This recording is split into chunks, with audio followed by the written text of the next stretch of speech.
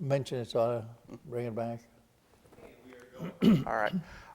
Let's see. We had gotten up in your story up about to the point into the period of the Battle of the Bulge. But before we talk about that, you were mentioning to me as we were switching equipment here an incident that took place back at Grand-Camp-les-Bains when you were first in Normandy. Oh, yes. I was very much impressed. And sometimes I think, how can I be that impressed with all the activity that was going on? The firing, the shooting, I mean, people dying, and you can see them dropping, others just wounded, others asking you for help and so on. Mm-hmm. But I was very much impressed by some of the things that we did. I mean, as young guys, one of the things that has stayed with me, we were getting into a lot of mines. And all of a sudden, I saw this tank coming about, and it's got chains in front, and they're flailing. Right. And it just exploding mines, and everybody now is running in back of the tank to get through the hedgerow country and everything else on that. Those are the things that just stayed with me, that whoever came about doing those things. Another that I can remember, it did not take us long to realize that we had, regardless of what our work was when we landed, we had weapons in our hand. And it was almost the rule that if somebody's facing you, they shouldn't be. They should be going the other way. So you were very careful right away. But I remember that our carbines, they had a cartridge clip that you stuck from the bottom. And once that was fired, that was it. You were supposed to get another one. It didn't take us long. We got 2 cartridges and used tape and tied them together. And so if one cartridge was used up, you just turned it over and put it back in there. And a number of things like that. We had shortly after we got into Chantilly, all of a sudden the word got around, we're going to have Brooklyn chicken. And here we had been getting rations, C rations, K rations, and all of that was like cardboard. I mean, that's what it was. But we went out, and our cook had taken Spam and deep fried it in powdered eggs. And we just thought it was a great big banquet. But nobody was telling us these things, or things that we would put together on equipment and things like that. And I do not know how this was done. One of the reasons we wanted to get the Eiffel Tower, because we understood that the Germans had crystallized a number of communications, cables and so on. And then we had 2 guys working on this. These are all Bell Telephone people that repaired it and made it usable again. So naturally you had to be impressed. And these guys were very unassuming. They were tinkerers, but they would get things done, and I constantly heard them. All I wanted to get back and have my little green truck. I guess they would get a small truck when they go and do repairs in homes and so on. But I just thought I'd mention that to you on that. But we went from then at Chantilly, we started getting word that there was some activity behind the German lines. And we would get this again because we're working right with the war room, which is Eisenhower's right hand. I mean, whatever he has to be informed. And so that is the reason I've made this one trip into Reims. This is before the breakthrough of in the Ardennes, the Battle of the Bulge. So then the next time I heard we have to get our guy out of there. He's in the Ardennes, and I heard him talking. I heard the adjutant. We're all in the same room as Personal Sergeant Major, and I was in charge of administration stuff.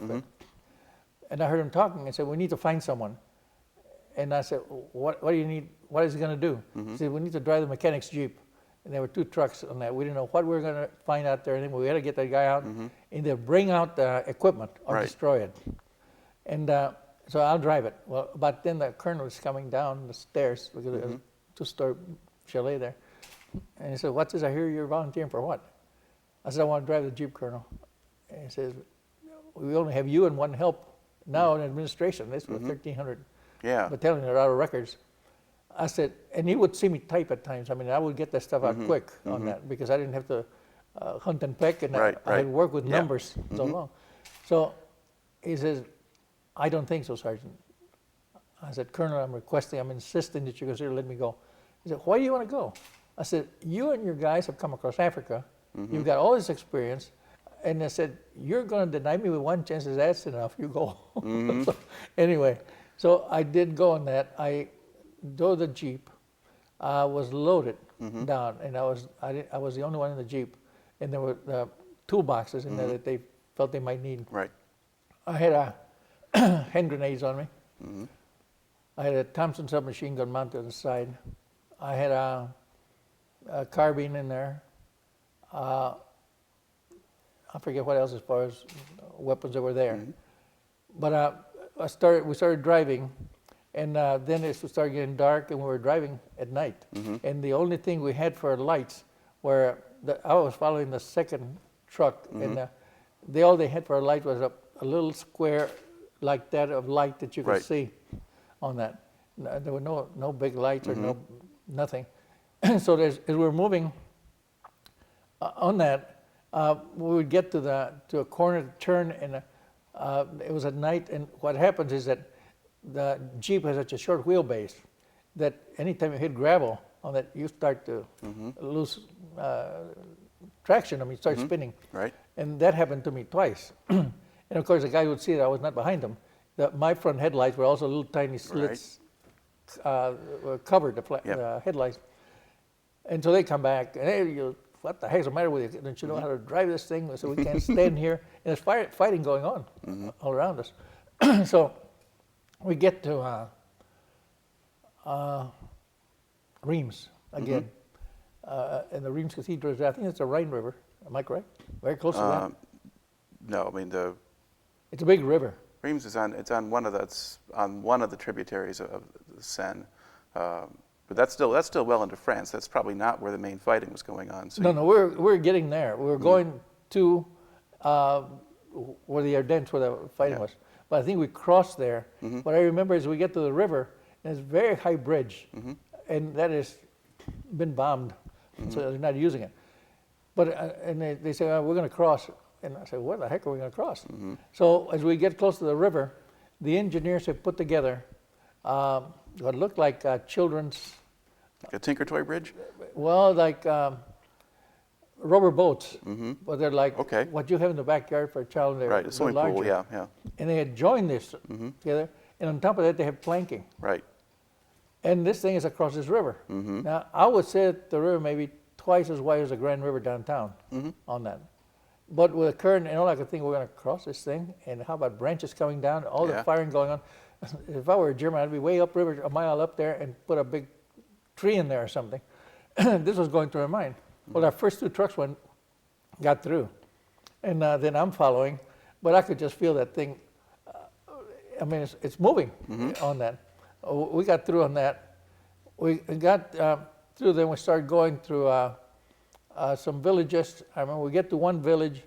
This is not in daytime on that. We slept there at Reims. I remember I slept under the Jeep on there with Air Force wool stuff. And then we get to this town, and there's pretty bombed out. The streets are pretty bad to drive on, so we're going very slow, but they're German people are very close to us out of their houses and so on.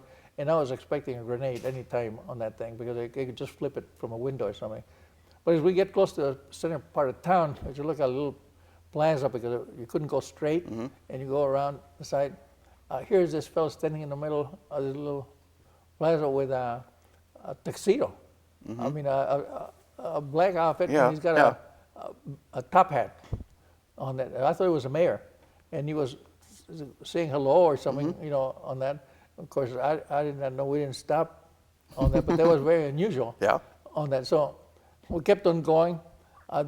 We came to another location where there are a lot of displaced persons and prisoners of war.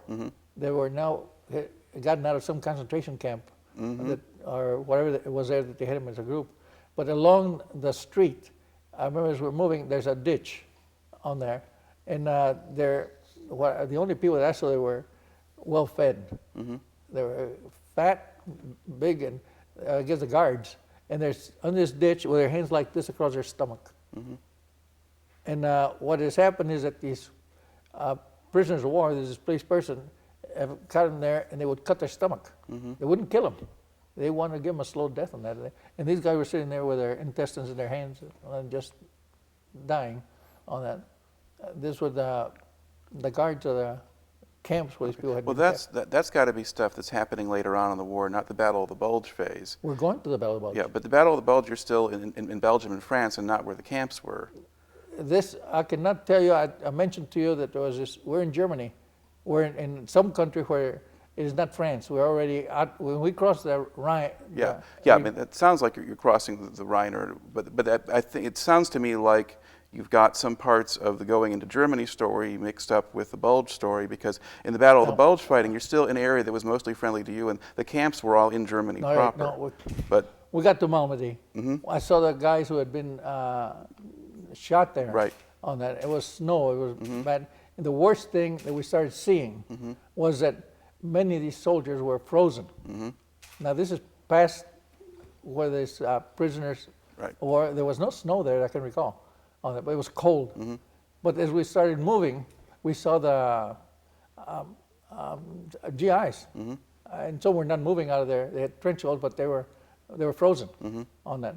We saw some of the wounded, some of the on that, and as we started getting through, we finally found our man. He was in the forest. He was not with where the troops were or anything like that. And we got there. He comes out. He's very happy to see us. I don't know who had the map or the compass or anything. And I thought every time, actually before even this happened, this one night before we got to where he is, I kept wondering if these guys, if I spun out again and they don't come back, where do I go? I have no road map, nothing. But that's the way things were going. So when we got to the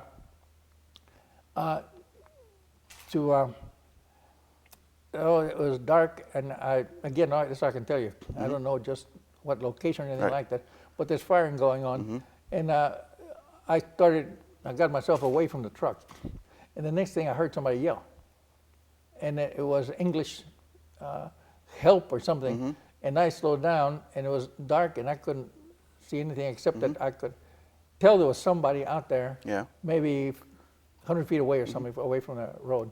And by then, the guy started coming back. One of them came back and walking. And again, he said, "You've got to keep up with us. There's fighting going all around here." I said, "I know." And he said, "Why did you stop?" I said, "Somebody needs help." I said, "We can't stop. We got a job to do." I said, "This guy's yelling out there." So he said, "You're hearing things." So it took a little while, but we went out there, and here's a truck, Red Ball Express, loaded. It was a small truck, but with 5-gallon cans on it, and the gasoline is just spilling all over the place, and we're getting fire. I don't know where it's coming from or anything.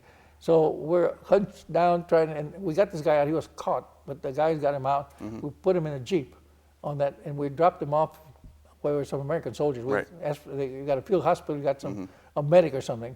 So I don't know what happened to it. That was one incident that took place on there. Then we kept on going.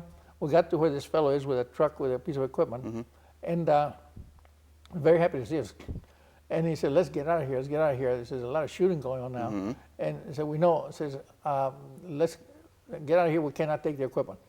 So we had long silver tubes, like pipe. What do they call them? It was an explosive magnesium. I think it was magnesium. And so he said, I've got all the magnesium set up.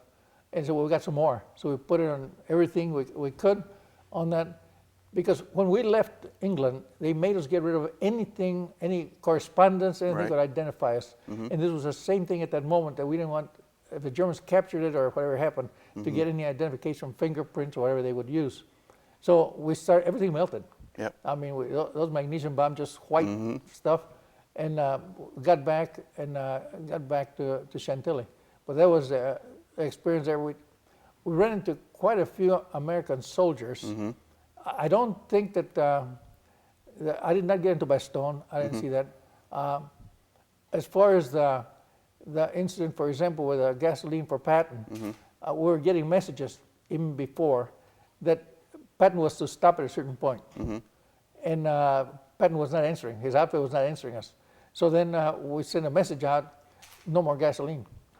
And that's why they stopped him. I mean, that was to the best of my recollection, because I saw the messages going out on that thing.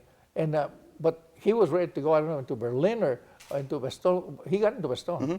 And we saw some of the, for him to get there, this is what, coordinate this thing, because this is not a expressway or a highway or maps that tell you where to go, but when there were a number of places we got to, especially on the way back, where leaving after we burned the stuff, where the people were just screaming at us. They were angry. And because the tanks had come through and they had gone over their equipment. They had carts and so on, animals. Right, because you had refugees trying to get out of the way, and our equipment was going back and forth. There were Americans retreating and ones advancing, and pretty confusing. There was another town that we were in that I found out later was in Netherlands. So that on the strip, I don't know where.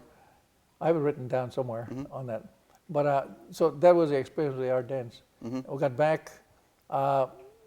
It didn't take long before we started to back up right away. In fact, we had a ceremony there that I think is before I went to the Ardennes, where they presented, I think, 50 bronze stars to this group, this outfit. And they presented, I forget, a decoration for the colonel. But these were all guys who had been from Africa and come together. And I remember what the incident there, another thing that was unusual.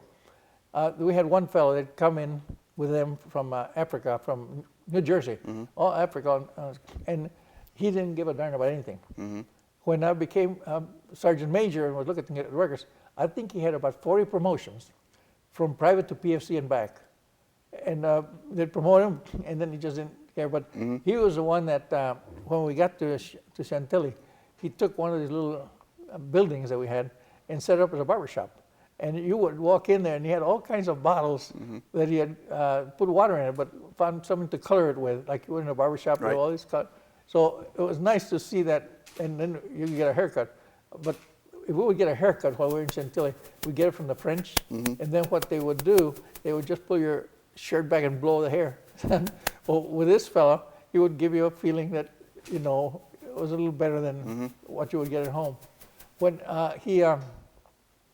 he was one of the persons who received a Bronze Star, and they had us, it was wintertime, and they had us all information on the street, 2 rows of people, and I forget who the officer was that came to present the Bronze Stars, but he would pin them on that. Well, I'm in the second row, and the sergeant tells the colonel, this colonel, I don't know his name, Joe, whatever it was, he doesn't want to come out. So you go get him and get him out of here. Now, this is a guy with a long history, as I mentioned. He didn't give a darn about anything. And he said, you go get him and bring him out here. Well, he comes back, and he's standing in I think it was a general who's presenting the stars and so on. And he's coming back. He gives a talk, and he's pinning them on. And so then this guy comes out, and he stands right next to me, and all he's wearing are shoes. Nothing else. And it's so cold, all of his hair just standing out on him. And I thought, oh no, man, what's going to happen here? And the colonel saw it, he didn't say a word. And then the general comes along, finishes that row, and stands back, and of course this guy's standing right there. He's got a medal to give him. And he looks, I'm standing right next to him. I didn't get a medal. I'm standing right next to him. And nobody says a word, but the word has gotten around, this guy's naked out there. So the colonel puts it on his shoulder. He says, you've earned it. Something like that, mows on. But you run into these incidents that are so far removed from what you see on reporting on television. There, all these things are going on. There are a lot of things like that took place. I cannot, came back. I was then transferred. I prepared all the reports. I think you had to have 74 points to come back. I think my Army discharge shows I missed it by 2 points. And here I had done all of the work for 1,300 people. On that, and the colonel comes over and talks to me. He said, I feel badly, you know that. I said, yes, I know that. So basically, the rest of the company was getting to go home, but you were staying in. Yeah. I had to go to another company. They got long lines. I forget. I can't think of her name right now. The number, and that was in Bad Neustadt. In Germany. in the U.S. Yeah. TADT. And his long lines. They're going to be moving also very quickly. And he said, "I can't thank you enough." I said, "Fine," for getting all the records. Everything was all there. All of a sudden, we found out where we had been. We did not know the name of Omaha Beach. We did not know the names of all the other battles, and they had to be put in the records. Right. So, and it had to be done individually. So this is what I did on that. So then he said, "No, you'll be coming home soon." I said, "You're going to whatever it was, long lines." And he says, "They're moving also." He said, "Okay, thank you."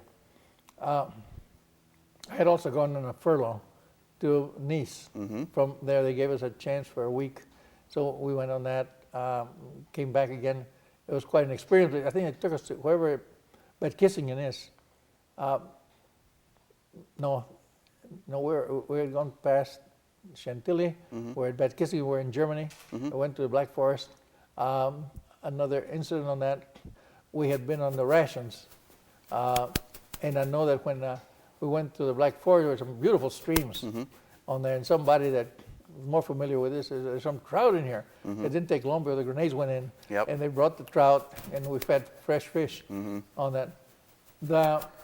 I had an incident there where as we leave Chantilly, we go to Bad Kissingen, and I started getting there with an early group on that, and I end up with a toothache, like wisdom teeth, and it was really bad. So I had I told the sergeant, said, "We got to do something," and he said, "Oh my gosh, you're really in bad shape." And I said, "No, don't send me back. I mean, I don't want to go anywhere. It'll go over." He said, "No, it won't." Says, and so then he called me, and about an hour, he says, "There's a dentist here," and he says, "Why don't you go see him?" I said, "Great." So I go in, and this dentist, he tells me, first thing he saw me, and he starts talking this way. He says, "Well, I've got to tell you," he says, "my name is Sullivan. I'm Jewish." I don't know why he's telling me all this, but he was nervous. And he puts me in this chair, and the chair then is run by another fellow who speaks Spanish, but I think it was Filipino. And the chair, he looked like a sewing machine. Right. To turn drills. To turn the drill, yeah. Okay. So he said, "Well, just take the chair." He said, "But I don't have any anesthetic."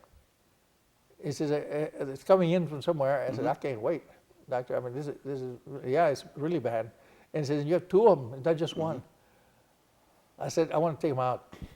So without anesthetic, I said, "Do whatever you have to do and take them out." So he said, "Well, let me get some volunteers." He goes out, and they strap me in this chair, like you see, my arms and everything. And then the guys are holding me, and they're holding my head on that. And he said, "Okay, now," he says, "I'm going to have to cut around the gum." He explains to them. And this guy is helping on that. They don't use a treadmill for anything. He says, "I'm going to cut around the gum." Well, it's just like hearing things break, like almost pencils cracking, you know. Turns to this guy and says, "Let me have an elevator."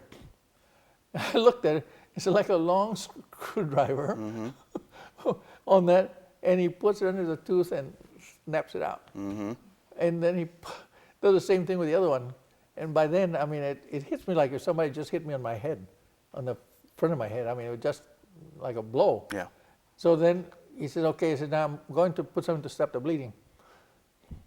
It's powdered. It was a powder. What the heck do they call it? They still is in use for when you got a cut and things like that. I think at the moment. Anyway, he put the powder, stopped the bleeding. And he said, "But you are going to go to bed, don't walk." So you can get a hemorrhage and really bleed on that thing. I think of the name of the powder. So he gave me more powder deal. But that stopped bleeding right away. So I went to the place where I was staying. We had taken over a little, I guess it was a spa deal there, Bad Kissingen Resort. We took over, I had photographs of the place and so on. I can't think of the name right now. But anyway, Mon Rivage, no, it's French. I think that's the one I stayed in Nice. Okay. Anyway, so I went in, and they knew that what had happened. They were all talking about it. I said, "Well, you're crazy to have done that." I said, "Well, it's either that, I can't do anything, and it's just getting worse." So they took me up to this room where I was staying. We had just gotten there. Put my stuff, my duffel bag in there, and I get in bed, and they put this great big pillow, it's almost like a pillow, that is made of feathers. Yeah, featherbed. Yeah. I'd never seen one of those. And so then they put me on that, and then he comes over, and he says, the colonel heard about it, and he sent you something for you to drink, a bottle of whiskey, Right. which the officers had. We didn't have it as listed men. And I took a glass, and I just wanted to knock myself out. I took that, and then I know I woke up at some point, and I started to bleed. I put some of that powder. I can't think of the name of that, but I was just fascinated by it. That powder just stopped the bleeding. So that was over with. Then they started getting the people back. From there is where I went to Nice, and it took us, I think, Frankfurt, some larger city where there were planes. And no, we got in on a C-47. The fellow said, don't use the first two seats on that side. Fine. We go over there. Well, what it had, shrapnel had come in, and you had metal. Oh. Because the seats were like trays that you have in a cafeteria, but they were all just stamped in there. The seats were stamped. There was no cushion or anything. So what we said on that, then the sergeant was with the plane, the enlisted man. He said, I want you to watch, tells me and another guy, says, on this side, on the right side of the plane. He says, if you see any boat shaking like it's going to come loose, let me know, we'll stop the plane. Okay. Okay? That was like cowling, is that what they call it? Cover the engine? Yeah. So we take off on that. And of course, you get this whistling coming in from those seats, the holes in the seat. The pilot says, I'm going to fly low enough so you can see over Switzerland, the Alps, but there's some place, lake. Yeah. Lake. Yeah, there's like several lakes, but there's Lake like Le Mans. Geneva, Lake- Yeah, Geneva. Yeah. There's Lake by Geneva. Yeah. He mentioned that. I could care less where it was. I mean, I was concerned about this darn plane. Right. I mean, that bolt on that. So we're going to Marseille. So we finally we landed in Marseille. We go off to the side, and this boat pops out.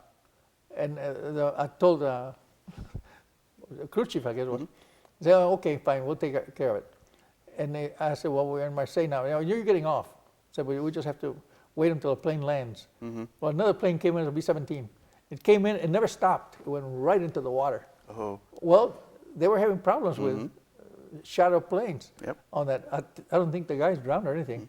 But then we got off the plane and walked, and they took us to Nice from there. So we were there. We got good food and rest. Then they took us back. I got back, finished preparing the papers for the outfit to leave.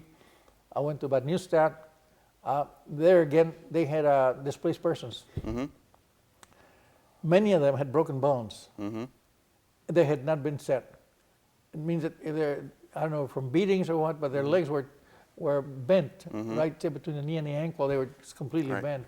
Their arms, they had been really mistreated on that. Others had, they said, they hit them, knocked their teeth out on that. So, but this was all my getting ready to leave on that. Right. From there, they took us to a train, 48, the small Right. Boxcar kind of. boxcars. I forget how many of us were in there. Again, it didn't take us long to get a fire going. And something I ended up using later on at Willow Run Village when I was at University of Michigan living in Willow Run. We took a can of sand. We picked it up. Somebody had some gasoline. And we poured the gasoline on the sand and would light that. And because there were no seats in the this was a cattle car. Got to Le Havre. And then from there we left Le Havre on a brand new ship, Wilson Victory. Okay. It was one of those that were made in a week or so. Yeah. And it was brand new, had not, and it did not have a ballast on it. We ran into one, well, it was very good because it was all clean, but even as we went down, we had to set up some kind of dividers for the hammocks. Also had the hammocks where we were sleeping. We had our duffel bags. But as we started leaving on that, then we started getting some food. We didn't get any milk. They wouldn't give us any milk. I remember I wanted some, but they didn't give us milk. But it was a brand new ship. So we started out, and the next thing we know, we ran into one whale of a storm. I mean, the front of that ship was going out of the water, slamming down, the propeller was out whirling in the wind. I mean, on that, and it just went from bad to worse. I don't know what happened to the other ships that may have been with us, but at one point a big beam got loose on our floor, and it chopped a number of the posts for the hammocks. And again, there's another incident.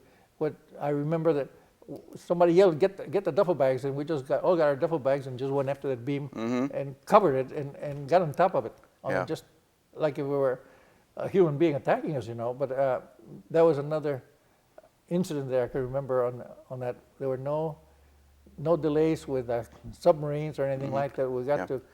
Well, do you know about when it was that you were sailing out? Was this after the war was over now, or in Europe? Well, no, I was discharged on December 15th of 45. Yeah, so the war's over by then, yeah. It was just over because it was just ending at that time. I mean, the Battle of the Bulge just took place. Well, the Battle of the Bulge is sort of December of 44 into 45. Yeah. And then Germany surrenders in May of 45. I was discharged in December 45. So this took place before. In other words, all the time that I was there, I was in the combat zone. So were the other guys. I mean, we were there by snipers, landmines. We could not talk to the population. In fact, we were prohibited from doing it. Okay. We learned 4 words in German very early that they taught us. I think even before we got to the beachhead, they were telling us, Rausmitten, get out of here. Achtung, halt. Yeah.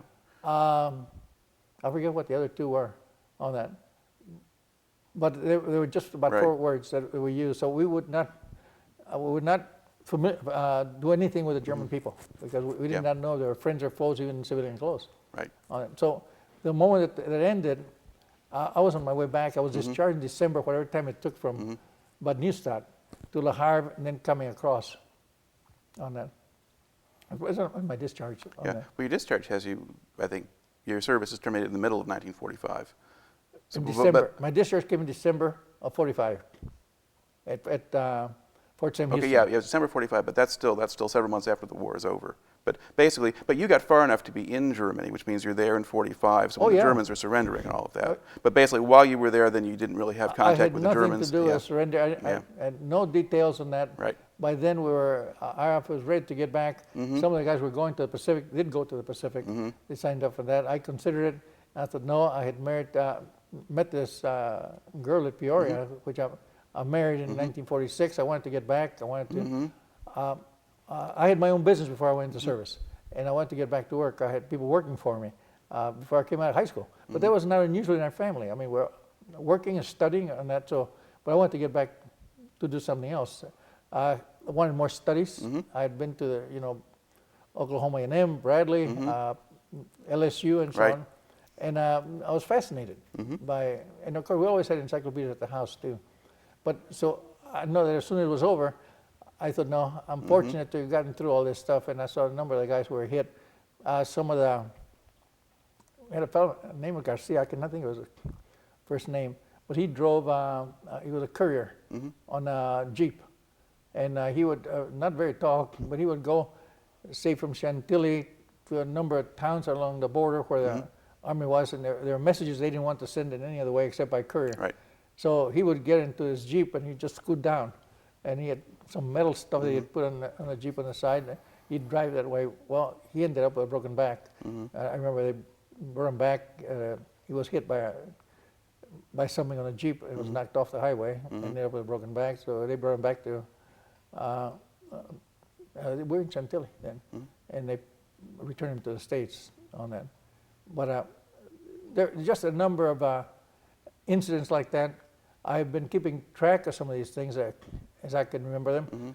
But it is unusual because there's some of these people who have written, and to be honest with you, they're taking somebody else's word without proof on that. They just want to sell some books. Right. And it's, we had to address a recent situation with, he wrote World War II, was on television, the war. Ken Burns, yeah. Ken Burns. And he had done this before, and all of a sudden because of communications that we have now, with a computer, instant across the country, but he had written books where he did not recognize at all any contribution by Hispanics. on jazz, some of the greatest jazz musicians out of Latin America, even today, that's well known. You have many of the black jazz musicians or Latinos. He didn't recognize them. Right. He wrote about baseball, sports. He didn't recognize any of the Hispanic players. Reggie Jackson, middle name Martinez. And today, how many do we have in each one of the leagues? They've been around for a long time. Sure. So when he wrote about the war, he didn't recognize contribution by Latinos. There are many who have won the Congressional Medal of Honor. Right. By ethnic breakdown, it's the largest group. Yeah. So that is one of the reasons why actually when I saw what you were doing, not that I was going to mention it, but since it came up, it is not recorded. Now you're doing it. Yeah. And now there is a group at the University of Texas who've collected a lot of these. It's not run by historians, and there are some issues with the quality of some of what they're doing, but they at least do have made a fairly substantial collection. But that was from the available. University of Texas. Right, yes, and that was actually available to Burns at the time. He just didn't even know about it or think about it, and that was pretty embarrassing when that happened, and there was no good reason for it. In addition, he's doing it with tax money. Again, working for myself, and you pay taxes. You want to see that money go to do some good for us, and not to eliminate people who have made a contribution in fighting for this country, which is the highest thing that you can do. The people who don't want to go to war, fine, somebody has to. There comes a time, I think we have a Bush right now. Anybody that wants to run for president better have a tremendous confidence in them, for any political office, a tremendous confidence and you want the job. Because you're going to get people that you don't do anything right. And I remember when we had Pearl Harbor, they came over and attacked us. And all that we've asked, really, in most of these cases, we don't stay there as colonials did years ago. All they have asked is a small piece of ground to bury our dead in our national cemeteries, and they're there. The same way, for example, when we had the towers bombed in New York, they came over for whatever reason on that. But within hours, there wasn't a plane in the sky. The president said, and he was not in Washington, he was traveling. Down Florida, yeah. But in a matter of hours, every plane was on the ground. So this took a lot of support, a lot of determination to do it, just like Truman having to drop the atomic bomb on that. If we stopped to think what was going on in the South Pacific, all the people who were dying there, and again, because of the attack on Pearl Harbor, somebody makes the decisions and they're tough. So I'm glad to see that we've had some pretty darn good people at the head of our government. And they're there, or they become what the demands are of the time at that point. It's just like we talk about Ken Burns. Now he has additional funding to write some more, and but he's getting now caught because the people writing to the sponsors, this is our system of government, free enterprise, fine, you make money, you spend it on something, but you want your return on that. Okay, let's try to return it back kind of here to your own story, to look back at the time that you spent in the Army. How do you think that affected you as a person? Oh my gosh, it's you've been recording for almost an hour and a half, 2 hours. Oh yeah, we're over 2 hours. It would take me about 3 hours really to give you example after example of the change. Then give me one good one. One is I could, when I said I worked for myself, before I came out of high school, I had 2 cars. I went to a private school, didn't pay. We had no credit card, but if I didn't have $200 in my pocket, to me it was almost like a mortal sin. In other words, it gave me the freedom of buying things. I had people working for me, but I wasn't the only one in our family. All 6 of us, boys and girls, have had their own business. But then to get exposed to the nation that was using 2 by 4s to train to fight, to the point of dropping an atomic bomb, that is a tremendous dedication of a group of people. I don't care who they are, short, tall, Catholic, Protestant, or anything. But it came a time, and we joined together on that. And we had the people who brought us together. And when you take Roosevelt, for one, Patton, Arnold, who flew the first bombing mission on B-25, they had never taken off of a carrier to bomb Tokyo, let them know, no, we're here, we'll get back with you. All of these things are people that are unbelievable. And You go to any of our city blocks, and I would say if you have 20 houses in a block or 15, every one of these people possibly has a different religion. And somehow we get along. You go to countries where the religion is the same, where even dictators where they have the same government, they can't get along. So what is it that we have here? Well, if you read the Constitution, it tells you a little bit about it. So I take my hat, for example, when you take the change, it's almost a change that I would say that I have gone through. When Roosevelt died, I was in Chantilly. I was on the teletype. The message comes through. It's in code. We've got the cryptographers right next to us, and the guy comes over before he gives it to the war room. He says, "Look what came in. The president died." Now, for Roosevelt to die, he had brought this country out of a depression. During the depression, I worked for 10 cents a week for 2 weeks, and we were in very, very bad shape. And all of a sudden, Roosevelt died, and he's the one that took us out of Pearl Harbor. Now we're winning the war. My first thought was, we've lost the war. Now, we didn't know of any other president. It was Roosevelt. It was Democrats. You heard of Hoover. Well, he made a mistake, and it was bad, and so on. But we didn't hear. Now, who is going to follow Roosevelt? My gosh, I saw a picture of the guy. Truman. He's coming out of Texas. He's got a Stetson hat on. And there was no big smile, no charm. Roosevelt was like a Kennedy, you know. They didn't have to talk. They projected themselves. And all of a sudden, you see this guy who had not finished college, who had been in bankruptcy, Truman. And I started reading. I said, "Oh my gosh!" And you've got a war going on. I mean, it's not over. So, look at what he lived up to. The GI Bill. He did away with racism, with discrimination in the armed forces. He brought them together. So, these are the changes that I see, but almost that I'm not even part of it. I mean, they're just too big on that. And they're still going on.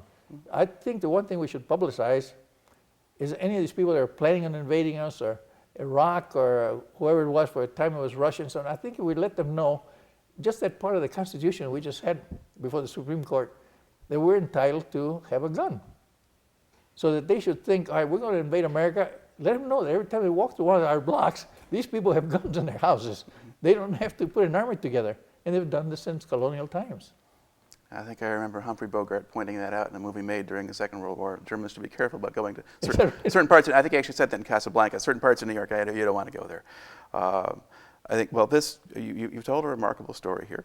And I'd just like to thank you for coming in and doing it. Well, I'm still active in the community.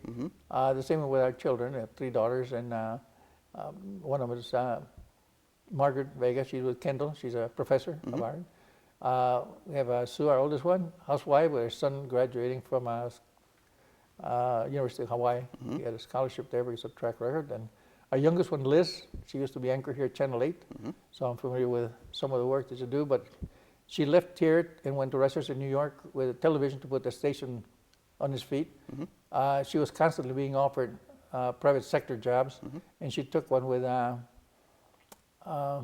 Turner Television. And I remember when she mentioned that, I said, "What are you going to do?" I said, "Well, Dad, they want me to train some of their people when they appear on television before Congress and public and so on." And he said, "But they want me to get more training." So she was sent for, she had a master's already out of Michigan State, but she, she